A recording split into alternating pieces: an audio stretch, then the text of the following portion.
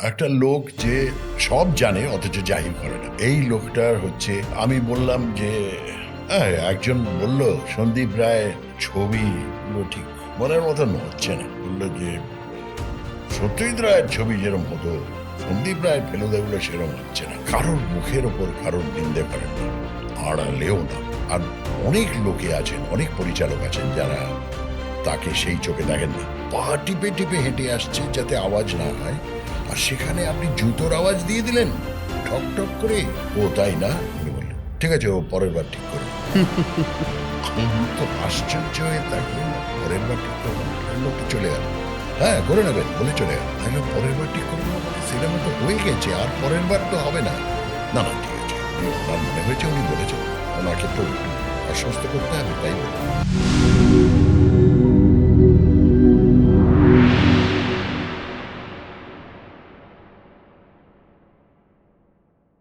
একটা তুলনা চলে আসে, যেটা আমিও ব্যক্তিগতভাবে একদম বিশ্বাসী নই, যে অমুকের ছেলে অমুক বলেই এই স্তরে পৌঁছতে হবে বা এত ফেম হতে হবে। আপনি দীর্ঘদিন সন্দীপবাবুর সাথে কাজ করেছেন। আমার সাথে সাক্ষাতে আলাপ হওয়ার সুযোগ হয়নি এখনো অবধি। আমি শুনেছি উনি অসম্ভব পড়াশোনা নিয়ে ব্যস্ত থাকেন, মানে চর্চাটা করেন। আপনার এক্সপিরিয়েন্স কেমন সন্দীপ রায়ের সাথে কাজ করে? ওই তো বলছি যে ওদের ব্যাপারে কথা বলা আমার সাজে না, যেহেতু সত্যজিৎ রায়ের ব্যাপারে বললাম, সন্দীপ রায়ের ব্যাপারেও বলি। একটা লোক যে সব জানে অথচ জাহির করে না, এই লোকটার হচ্ছে আমি বললাম যে একজন বলল সন্দীপ রায়ের ছবিগুলো ঠিক মনের মতন হচ্ছে না। বললো যে সত্যজিৎ রায়ের ছবি যেরকম হতো সন্দীপ রায়ের ফেলুদাগুলো সেরকম হচ্ছে না। তো তাতে আমি একটুখানি মানে কি বলবো না ভেবে ভেবে এরকম আমার কিরকম মনে হলো যে কিছু একটা বলি, তারপরে ভাবলাম যে থাক বলবো না, আমি কিছু বলিনি। বললেন যে না না, যিনি বলেছেন তিনি তো ঠিকই বলেছেন, সত্যজিৎ রায়ের মতন ছবি তো আমি বানাতে পারবো না, আমি তো আমার মতন করে বানাচ্ছি। এই লোকটা he takes everything in his stride, কোনো কিছুতেই বিচলিত হন না, আচ্ছা, কোনো কিছুতেই ভেঙে পড়েন না। এরকম হয়েছে, একটা ছবির শুটিং শুরু হচ্ছে, বন্ধ হয়ে গেল। তিনি বললেন শোনো, আমাদের এই কাজটা আমরা একটু পরে করব, বুঝলে, এটা একটা অসুবিধা দেখা দিয়েছে, আমরা শুটিংটা করতে পারছি না। হ্যাঁ, আমি বললাম শুটিংটা হচ্ছে না? না, এখন করা যাচ্ছে না। ডোন্ট ওয়ারি, করবো আমরা, এখন নয়, 1 মাস পরে হবে, 2 মাস পরে হবে, তবে এক্ষুনি হচ্ছে না, তুমি তোমার ডেটগুলো ছেড়ে দিতে পারো। আমি বললাম যে লোকে তো মাথায় হাত দিয়ে বসে পড়ে যে শুটিং আমার বন্ধ হয়ে গেল, ওনার কোনো কিচ্ছু নেই। তো ওনার কয়েকটা খুব ভালো অভ্যেস আছে, যেটা হচ্ছে যে কারোর মুখের ওপর কারোর নিন্দে করেন না, আড়ালেও না। কখনো আমি কারোর নিন্দে করতে শুনিনি, কখনো না। এবং এটা আমি বললাম যে এটা দেখেছো? হ্যাঁ। আমি বললাম, কেমন লাগলো? হ্যাঁ ইন্টারেস্টিং।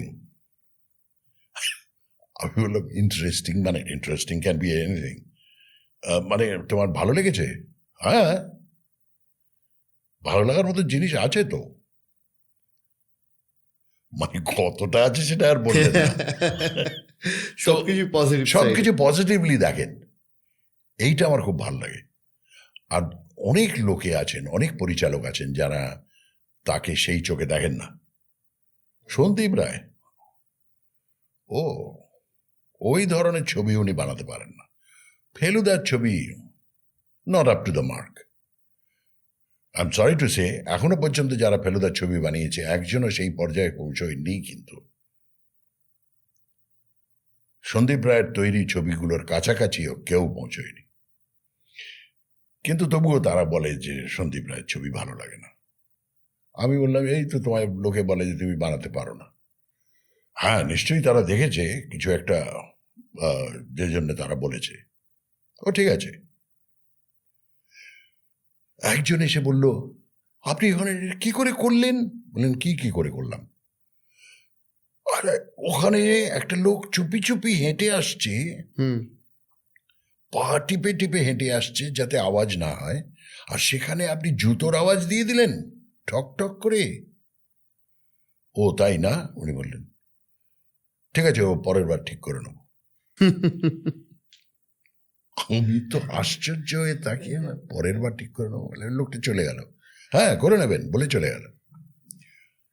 আমি বললাম, পরের বার ঠিক করে নেবো মানে? সিনেমা তো হয়ে গেছে, আর পরের বার তো হবে না। না না, ঠিক আছে, ওনার মনে হয়েছে, উনি বলেছেন, ওনাকে তো একটু আশ্বস্ত করতে হবে, তাই বললাম। আমি তো আর ঝগড়া করতে পারি না। এই ধরনের একটা কালচার্ড ফ্যামিলি, হুম।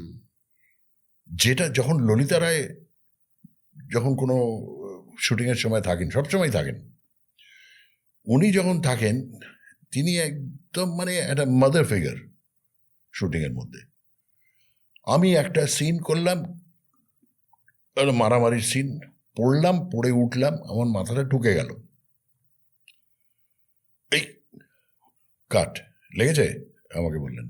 আমি বললাম, না না, ও ঠিক আছে। আমি তারপরে একটা জায়গায় বসে আছি, পরে সিনটা পড়ছি, ললিতা রায় চলে এলেন। এইটা একটু খেয়ে নিন তো বলে একটা হোমিওপ্যাথি ওষুধ। আর্নিকা 30। আমি বললাম, এটা কি? না না, তখন মাথায় লাগলো। আমি বললাম, কিচ্ছু লাগেনি, উফ প্লিজ। না না, এটা খেয়ে নিন। মানে কার খাওয়ায় অসুবিধে হচ্ছে, কার কস্টিউমে অসুবিধে হচ্ছে, কার বাড়িতে যাতায়াত করতে অসুবিধে হচ্ছে, কার চোট লেগেছে, কে খাবার ঠিক করে পায়নি, সমস্ত কিছুর দায়িত্ব ললিতা রায় নিজের গাড়ি নিয়ে নিতেন। তো she is mother figure in the shooting. তো এই একটা কালচার পরিবার কিরকম হয় সেটা দেখার মতন। আর মানে অনেক কিছুই বলতে পারি, এর বেশি আর কিছু বলবো না। এইটুকুই বলবো যে আমার সৌভাগ্য যে ওনার সঙ্গে কাজ করার সুযোগ হয়েছে, আর একদম মানে খুব কাছ থেকে ফ্যামিলিটাকে আমি দেখেছি। এবার আপনাকে জিজ্ঞেস করবো যে তৎকালীন সময়ে আপনার যে একটি সিরিয়াল গোড়া, সেটা আরো অনেক আগে, সেটা 1985-86। রাইট, সেটা ম্যাসিভ হিট করেছিল। হ্যাঁ, তো ওইটা দিয়ে কি আপনার বাংলা মেগা সিরিয়ালে প্রথম শুরু? মেগা সিরিয়াল ছিল না তখন, তখন 13 পার্বণ ছিল, 13 পর্বের। আচ্ছা। তো গল্পটা 13 পার্বণ, যশোন্দর সিদার সমরেশ মজুমদারকে বলেছিলেন যে একটা এমন কোনো গল্প দিতে পারেন যেটা আমি 13টা পর্বে দেখাতে পারি। বললেন যে হ্যাঁ, একটা গল্প আছে, যেটা একটা নাম দিয়েছি 13 পার্বণ, কারণ বাঙালির 12 মাসে 13 পার্বণ হয়। তো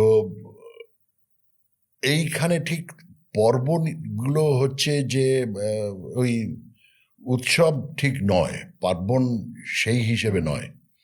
13টা আলাদা আলাদা ছোট ছোট গল্প আছে, ইনসিডেন্ট আছে। বললেন যে তাহলে তো খুব ভালো হয়।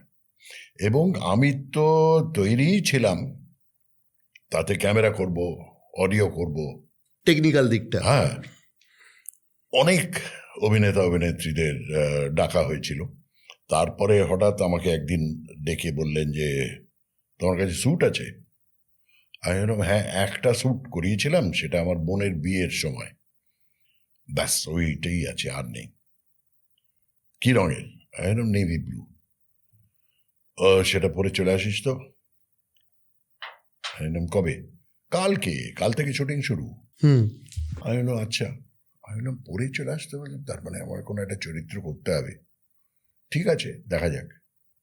আমি পৌঁছলাম, আমাকে স্ক্রিপ্টটা দিলেন, স্ক্রিপ্টে আমাকে বললেন এই ডায়লগগুলো মুখস্থ করে নাও। আমি তো আকাশ থেকে পড়লাম। আমি বললাম, মানে ওই দিন সকাল অবধিও আপনি জানতেন না, না?